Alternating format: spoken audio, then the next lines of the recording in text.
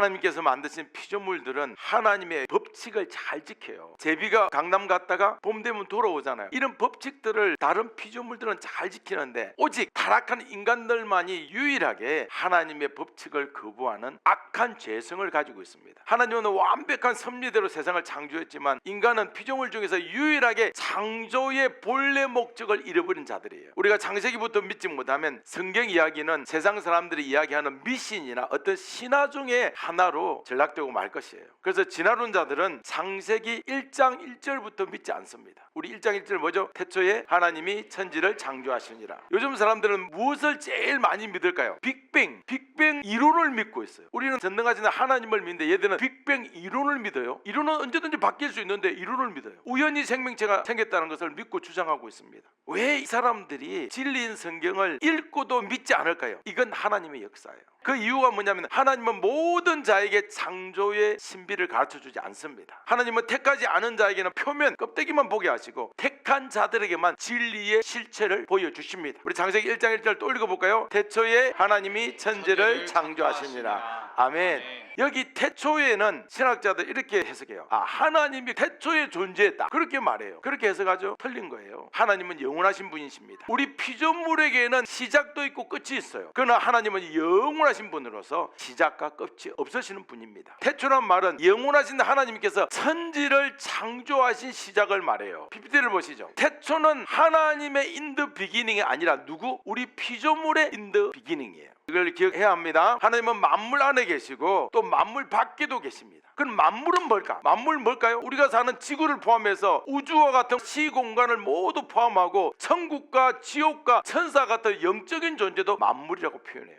영적인 세계도 포함하는 겁니다. 자, 그러면 태초 이야기하는 거예요. 강아지가 주인에게 당신 누구냐고 물을 수 있어요? 없어요? 못 물어봅니다. 마찬가지로 하나님께 당신 누구입니까? Who are you? 라고 전혀 물어볼 수가 없어요. 그래서 태초는 하나님께서 불쌍한 인간들을 긍휼히 여겨서 이해할 수 있도록 표현하신 개념이 태초예요. 태초라는 개념을 아셨죠? 태초는 하나님께서 존재하시는 처음에 관한 내용이 아니라 천지를 영원하신 하나님이 창조하신 그 시간을 in the beginning이라고 한다. 창세기 1장 1절은 매우 중요합니다. 가장 중요하지만 많은 사람들이 잘 모르는 구절이에요. 창세기를 모르면 성경 전체를 모르는 것과 같습니다. 하나님께서 태초에 천지를 창조하셨다는 이 말씀이 바로 창세기의 핵심입니다. 어떤 사람들은 1장 1절이 그 뒤에 따라가는 그런 종속절이라고 하는데 아니에요. 사실 보면 1장 전체가 다 주절이에요. 태초에는 그 시간입니다. 하나님은 세상을 창조하실 때 시간을 만드신 거예요. 영원하신 하나님께서 맹하신 그 시점부터 시간의 개념이 등장했습니다. 천지는 뭐예요? 하늘과 땅이죠. 여기서 하늘은 우리 눈으로 보이는 하늘과 대기권을 포함해요. 우주의 하늘이 아니라는 걸 말씀드렸죠? 우주의 하늘이 넷째 날부터 시작을 했어요. 땅 역시 그냥 땅이 아니고 지구예요. The Earth. 만약에 이 땅을 정관사 들을 안 붙였으면 우주의 모든 행성이라고 할 수 있을 거예요. 그러나 하나님이 창조하신 유일한 땅, 생명체가 살 수 있는 유일한 땅은 바로 지구입니다. 하나님은 가장 먼저 시간과 또 지구라는 공간, 물질을 만드셨어요.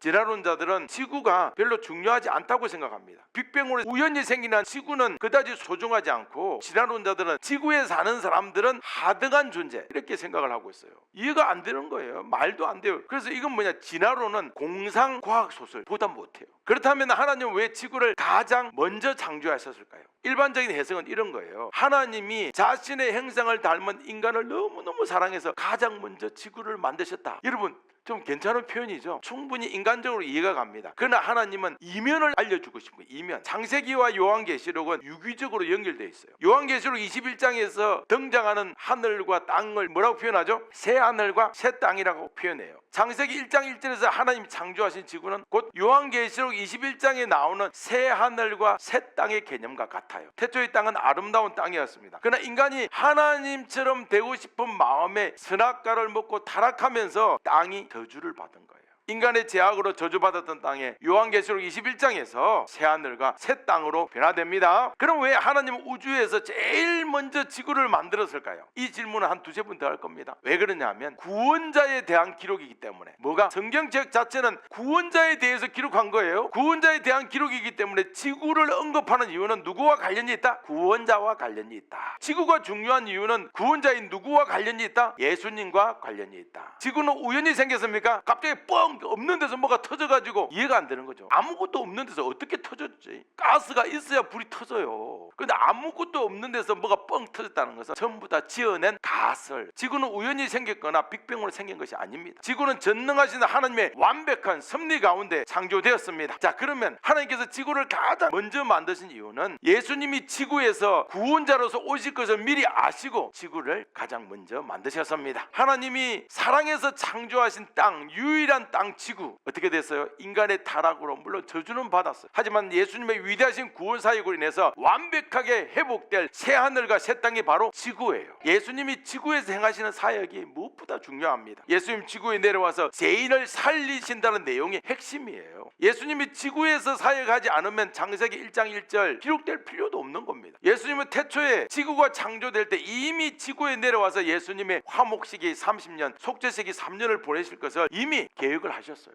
인간의 타락으로 저주받을 것도 아시고 비록 혼돈하고 공허하며 흑암이 깊음이 있는 땅이지만 그 땅을 두루 운행하십니다. 그래서 하나님은 진화론의 모든 이론과 거짓 패러다임을 창세기 1장 1절을 통해서 잘못된 생각을 전부 다 깨부수십니다. 예수님은 진화론에 물들어서 원숭이를 인간의 조상이라고 믿었던 우리 가치관을 전부 다 깨뜨리십니다. 우리는 창세기 1장 1절을 통해서 역사하시는 예수님을 보아야 합니다. 창세기를 표면으로 보면 우리를 위해서 만드셨군요. 하나님 감사합니다. 6일째 만든 바다의 물고기, 동물, 가축들 다 우리를 먹이기 위해서 만드셨군요. 주님 감사합니다. 감사를 끝나요. 표면으로 보면. 그러나 이면으로 보면 우리의 타락으로 인해서 저주받은 이 땅을 인간의 모습을 가지고 친히 임재하시는 창조주 예수님의 크신 사랑이 보이는 거예요. 우리 2절을 같이 읽어보겠습니다. 시작.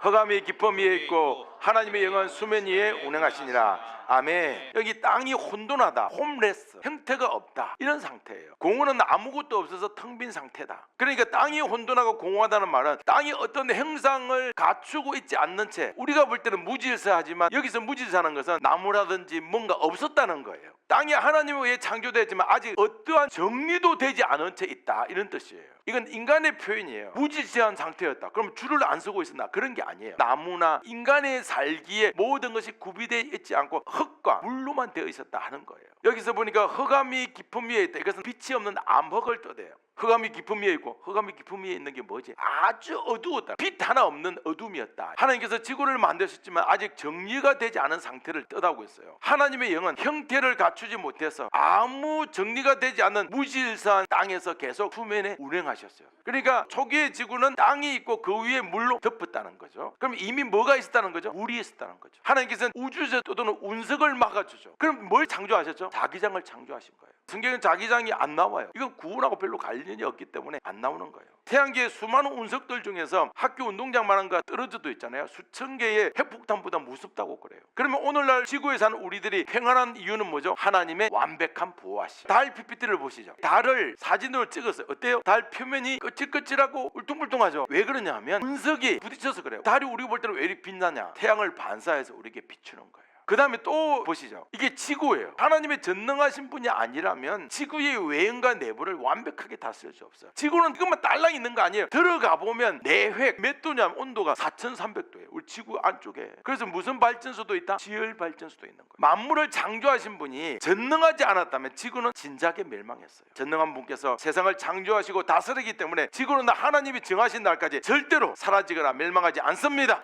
우주의 중심은 어느 별이다? 지구예요. 새하늘과 새 땅도 어디다? 지구예요. 하나님의 영이 수면 위를 운행하셨다, 이 말은 지구가 정말 중요하다, 이런 뜻이에요. 하나님이 지구에서 누구도 상상할 수 없는 프로젝트를 이루십니다.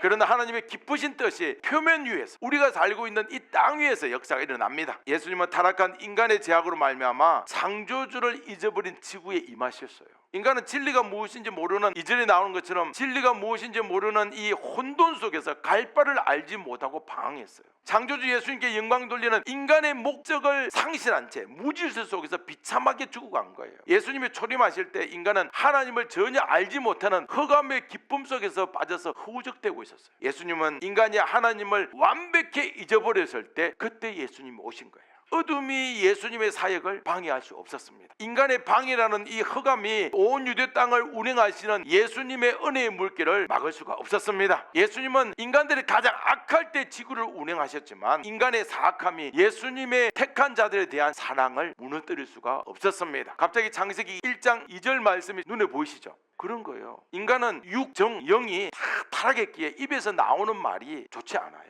존귀한 말을 할 수가 없어요. 우리의 모습은 하나님 보시기에 오늘 2절에 나오는 혼동 그 자체였어요. 질서가 전혀 없는 모습입니다. 흑암의 깊은 가운데 갈 바를 알지 못하는 게 우리 예수 없는 우리 인생이에요. 2절 상황과 같습니다. 예수님은 그런 우리 가운데 임재하시고 오늘 또 친히 운행해 주십니다. 예수님은 분명한 목적을 가지시고 수면 위를 운행하셔요. 지구를 운행하십니다. 우리는 우리 인생이라는 항해를 하잖아요. 우리 인생이라는 항해를 할 때 어디로 가야 하는지, 무엇을 해야 구원에 이르는지 알지 못해요. 구원자를 볼 수도 없는 무능력한 존재입니다. 그런 죄인을 직접 찾아오셔서 타락한 죄인이 어떻게 하면 구원에 이를 수 있는지 자세히 알려주시면서 또 언제나 좋은 길로 인도해 주십니다. 예수님께서 좋은 길로 인도하십니다. 우리의 삶이 혼돈 가운데 있거나 무질서 속에서 방황을 해도, 심지어 흑암으로 인해서 앞날이 전혀 보이지 않아도 두려워할 필요가 없는 이유가 있어요. 그것은 창조주 예수님께서 우리의 유일한 길과 진리가 되시고 생명이 되시기 때문입니다. 3절을 같이 읽겠습니다. 시작. 하나님이 이르시되 빛이 있으라 하시니 빛이 있었고. 드디어 이제 3절 빛을 창조하셨다는 내용이에요. 첫날에 창조된 빛은 낮에만 비추고 하나님께서 일부러 밤에 비추지 않았어요. 인간은 빛이 없으면 아무것도 볼 수 없어요. 하나님은 반대로 전혀 빛이 없을지라도 모든 것을 보실 수 있습니다. 오늘 흑암이 깊음 위에 있을 때 하나님은 능히 수면 위를 운행하십니다. 여기 나오는 말씀, 흑암이 깊음 위에 있다, 이 말은 무슨 말이죠? 전혀 빛이 없는 완전한 어둠이다, 이런 뜻이에요. 전능자라는 말은 불가능이 없다는 뜻이에요. 하나님은 빛이 있으면 활보하시고 어둠이 가득하면 멈추시는 분이 아닙니다. 박쥐, 여러분, 박쥐 어둠 속에서 활동합니다. 어둠 속에서도 동시에 날았는데 안 부딪혀요. 신기하지 않습니까? 하물며 박쥐를 만드시는 하나님은 어떠하시겠습니까? 어둠이 가득하다고 너무 어두워 오늘은 빛이 없으니까 운행 안 해, 그렇지 않아요. 우리는 하나님의 전능하심을 우리 머릿속에, 생각 속에 가두어서는 안 되는 거예요. 우리 인간은 박쥐처럼 밤에도 사물을 볼 수 있는 존재로 만들지 않았어요. 하나님 우리를 어둠 속에서 볼 수 없고 빛이 있어야만 볼 수 있도록 창조하셨습니다. 그러니까 하나님께서, 여기서부터 중요합니다. 하나님께서 빛을 창조하신 표면적인 이유는요, 빛이 있어야만 볼 수 있는 우리 인간 때문이에요. 이건 표면이에요. 하나님 왜 첫째 날에 빛을 만드셨는가? 근본적인 해결은 특별계시로 넘어가야 돼요.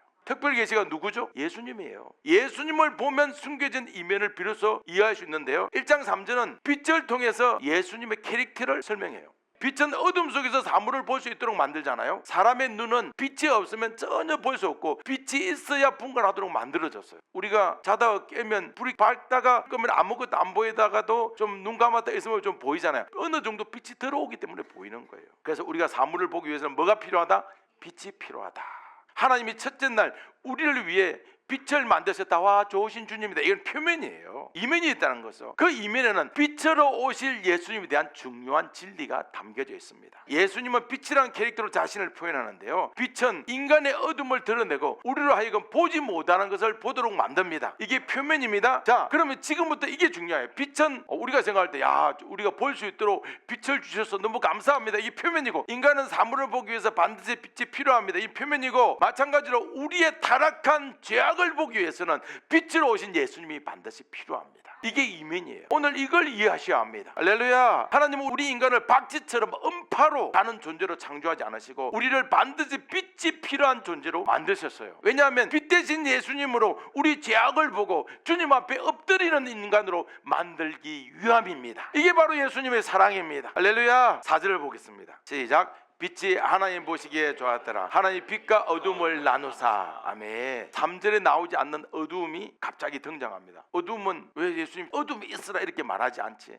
이거 기록하지 않은 거예요. 어둠은 빛의 반대로 저절로 생긴 것이 아닙니다. 저절로 생긴 게 아니에요. 어둠도 창조된 거예요. 하나님은 창조의 과정 가운데 첫째 날 어둠과 빛의 용어도 정의하세요. 하나님은 어떤 피조물을 만들면서도 그 단어의 시작도 함께 한다는 것을 아셔야 합니다. 우리가 첫째 날 창조된 피조물을 세워보면 몇 개 나오죠. 첫째 날 창조된 것이 몇 개 안 되죠. 그러면 보세요. 실제로는 많이 창조돼요. 지구가 창조되었어요. 우리가 좋아하는 금 몇째 날 창조됐어요? 첫째 날 창조된 거예요. 은, 동, 우리가 좋아하는 티타늄, 알루미늄, 카본 전부 다 첫째 날 엄청나게 많아요. 그런데 그게 다 기록되지 않는 것은 구원자 예수님과 큰 관련이 없기 때문에 기록되지 않을 뿐이에요. 성경은 어떤 개념을 말할 때 메인과 서브라는 개념을 가지고 기록해요.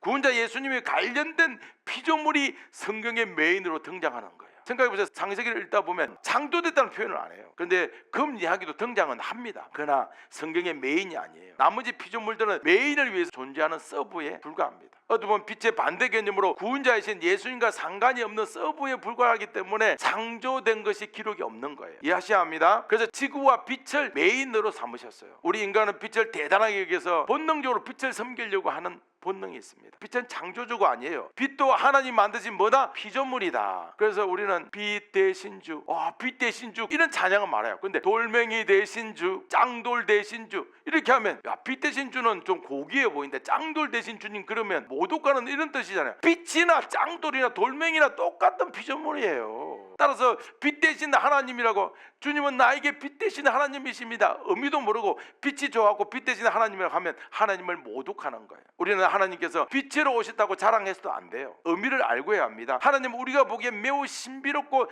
찬란한 빛조차도 낮고 천한 피조물에 불과하다고 아십니다. 예수님의 이름은 피조물 중에서 그 무엇으로 완벽하게 표현할 수도 없고 영광 돌릴 수도 없습니다. 여기서부터 중요합니다. 다만 도무지 이해하지 못하는 이 무지한 우리를 위해서 빛이라는 속성으로 자신의 사역에 대해서 계시해 주십니다. 이것이 하나님의 은혜임을 명심해야 합니다. 우리가 이해를 못하니까 빛으로 이해시켜 주시는 거예요. 우리 요한복음 1장 9절을 한번 보십시다. 시작. 참빛 곧 세상에 와서 각 사람에게 비추는 빛이 있었으니. 아멘. 예수님은 인간의 어둠을 드러내시는 참빛으로 오십니다. 그냥 빛이 아니라 참빛입니다. 예수님은 죄악에 물든 인간에게 죄가 무엇인지, 어떻게 해야 죄가 없어지는지, 구원자가 어떤 일을 하시는지에 대해서 무엇을 통해서 알려주냐면 빛을 통해서 알려주십니다. 이렇게 예수님이 빛으로 이 땅에 오시기 위해서 첫째 날 빛을 만드신 거예요. 그 첫째 날 빛을 왜 만들었나? 예수님이 첫째 날 우리 인간에게 빛처럼 오시기 때문에 빛을 만드셨다. 이게 진짜 이면이에요. 이 빛이 누구신가를 온 세상에 전하기 위해서 첫째 날 빛을 만드셨습니다. 하나님은 장차 이 땅에 빛으로 오실 예수님을 드러내기 위해서 빛을 만드신 거예요. 그냥 표면적으로 첫째 날 빛이 있었다, 여섯째 날 인간을 만들었다, 이걸 표면적으로 안다고 해서 우리 영혼이 절대로 살아나지 않아요. 구원은 우리의 노력이 아니라 오직 예수 그리스도를 믿음으로 이루어집니다. 자, 그러면 4절 보십시오. 4절에 보면 빛과 어둠을 어떻게 했다고요? 나누었다. 아니, 빛과 어둠을 나눈 걸 왜 기록했을까? 이런 거예요. 빛은 뭐예요? 예수님께 택함 받은 자들은 모든 어둠을 용서받고 빛의 자녀가 되지만, 버림받은 자들은 제사함을 받지 못하고 벗어날 수 없는 영원한 어둠에 거하게 됩니다. 예수님 앞에서 자신의 더럽고 초악함을 발견한 자만이 그분에게 엎드려서 경배할 수 있는 거예요. 할렐루야. 빛과 어둠을 나눔을 이해 가시죠? 예수님이 자신의 빛으로 비춰주지 않는 자는 아무리 착하게 살고 아무리 선하게 살려고 노력하고 애를 써도 스스로 죄로 말미암아서 용서받지 못하고 지옥 갑니다.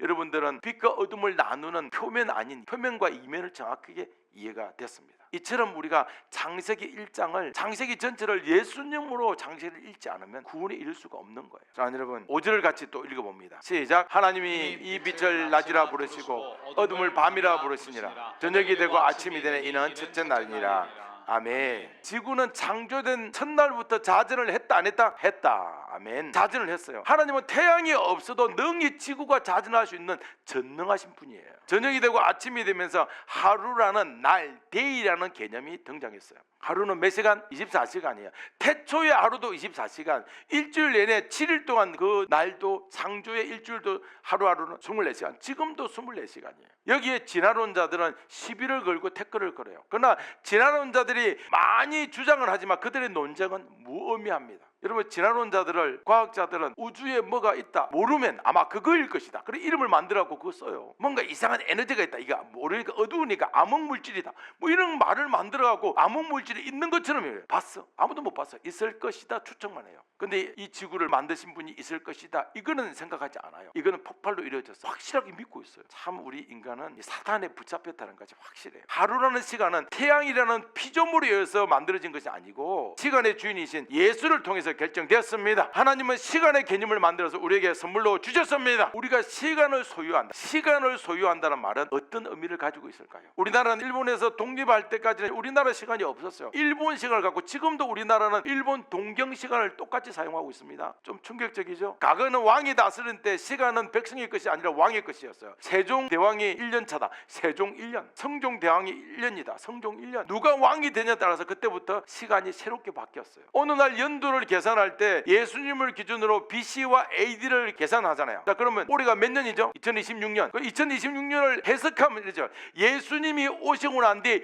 2026년째 되는 해입니다, 이런 뜻이에요. 사람들은 자기도 모르고 오늘 2026년이다 하지만 다 그런 뜻이 포함되어 있는 거예요. 자, 우리 조상들은 왕을 기준으로 시간을 계산했어요. 시간은 주인이 아니면 사용할 수가 없습니다. 세종대왕이 무슨 세계 만들었죠? 이게 만들어서 실제로 사용했어요, 안 했어요? 한다고 했지만 그때 명나라의 시간을 가져왔기 때문에 우리나라가 그 시기를 사용 못했어요. 그냥 이게 해가 정도 되면 이제 밥 먹을 시간이다, 이 정도로 했지만 정확하게 몇 시다 이렇게 사용을 못했어요. 그때는 우리 어디에? 명나라의 영향을 받았기 때문에. 따라서 하나님께서 우리에게 시간을 선물했다는 것은 정말 큰 의미예요. 우리 출애굽기 12장 2절을 보겠습니다. 시작. 이달을 너에게 달의 시작 곧 해의 첫 달이 되게 하고. 이스라엘 백성이 이집트에서 노예 생활을 했어요. 이집트에서 왕을 중심으로 그들은 시간과 계절과 날짜가 정해졌어요. 노예로 살았기 때문에 이집트 왕이 누구냐에 따라서 시간을 새롭게 계산했습니다. 그들은 시간의 진정한 주인 누군지도 모르고 그냥 하루하루 살았던 거예요. 그런 시간의 개념이 없던 이스라엘 백성들을 이제 출애굽시켜갖고 끄집어내서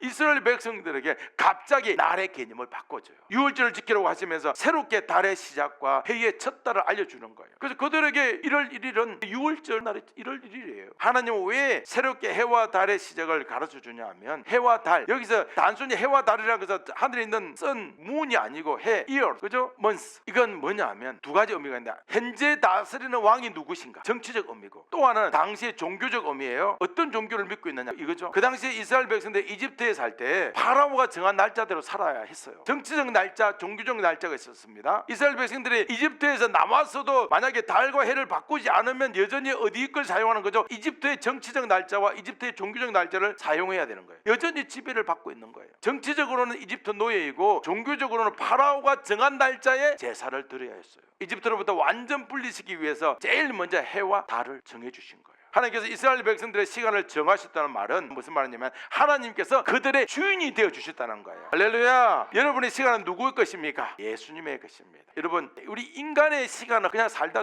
죽고 있는 시간을 크로노스의 시간이라고. 그런데 이 크로노스의 시간은 어느 날 예수를 믿었다. 그때부터 카이로스의 시간이 되는 거예요. 그런데 이 카이로스의 시간이 갑자기 평범하게 잘 먹고 잘 사는 게 좋다고 이렇게 온다가 갑자기 카이로스의 시간, 정리된 시간으로 들어오면 내 인생이 혼돈이 오는 거예요. 그 카오스의 시간과 합쳐지는 거예요. 이해가시죠? 시간이 이렇게 무서운 거예요. 그래서 그 혼돈을 잘 이기면 또 주님께서 카이로스로 계속 이끌어 가시는 겁니다. 아멘. 그래서 하나님은 날의 개념을 통해서 하나님의 주권을 세상에 선포하시는 거예요. 하루는 모든 것이 하나님의 주권임을 알려주는 거예요. 예수님으로 인해서 낮과 밤이 정해집니다. 요한복음 11장 9절 10절을 한번 볼까요? 시작. 예수께서 대답하시되 낮이 12시간이 아니냐. 사람이 낮에 다니면 이 세상의 빛을 범으로 실족하지 아니하고 밤에 다니면 빛이 그 사람에 없는 거로 실족하니라. 아멘. 사람이 낮에 다닌다는 말은 이런 거예요. 예수님의 의로움으로 구원에 이르는 자예요. 밤에 다니는 자는 예수님과 상관없이 스스로 구원에 이르려고 하는 자가 밤에 다니는 거예요. 좀 이해하셔야 합니다. 빛으로 세상에 오신 예수님과 함께 다니는 자는 어둠에 거하지 않아요. 예수님이 없는 자는 죄악의 어둠 속에서 갇혀서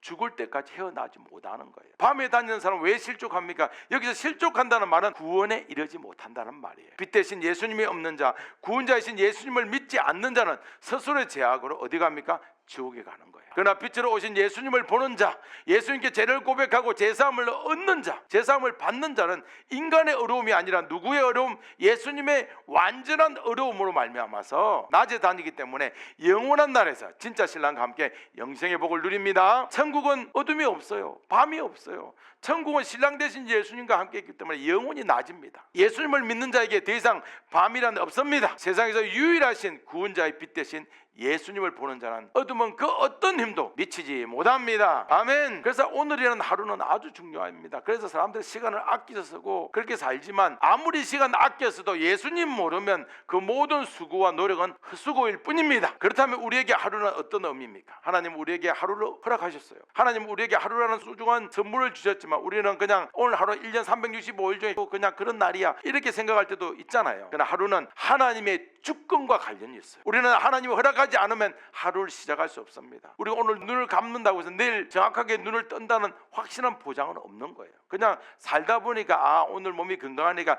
내일 뜰 수 있을 거야 이렇게 생각하지만 하루는 하나님께서 사랑한 자들에게 주신 귀한 선물이에요. 우리 인생 어떻게 될지 모르는 거예요. 우리는 하나님을 허락하지 않으면 하루를 시작할 수가 없습니다. 하루는 하나님의 사랑한 자들에게 주신 귀한 선물입니다. 우리에게 예수님께서 24시간을 주신 이유는 우리가 예수님을 통해서 지금 행복을 누리고 현재를 감사할 수 있도록 만들어주고 싶었기 때문입니다. 아멘. 여러분 우리 인생 늘 감사하며 사셔야 합니다. 우리는 하나님 주신 하루라는 귀한 선물을 허투루 낭비해서는 안 돼요. 왜냐하면 우리는 하루라는 시간 동안 하나님께 영광을 돌리고 하나님을 찬양하기도 부족한 시간이에요. 허투루 쓰지 마시기 바랍니다. 하루는 예수님을 만나기 위한 가장 중요한 시간이고 오늘이라는 시간은 우리의 인생에서 매우 큰 전환점이 될 수 있는 위대한 타임입니다. 우리의 하루가 예수님과 동행하는 하루가 될 때 그 시간은 어떤 시간보다 소중하고 고귀해집니다. 사랑하는 여러분 하루하루 예수님과 동행하시기 바랍니다. 예수님께 더 많이 감사하시기를 매일매일 감사하시기를 부탁드립니다. 그러면서 내 말의 주어를 예수님으로 늘 하시고 그럴 때 예수님은 그 사람을 이 세상에 나타내 주십니다. 할렐루야.